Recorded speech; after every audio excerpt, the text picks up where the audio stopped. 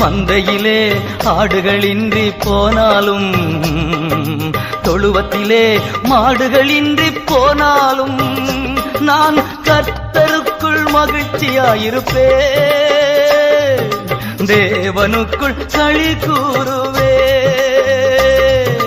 கர்த்தருக்குள் மகிழ்ச்சியாயிருப்பேன், தேவனுக்குள் களி கூறுவேன்.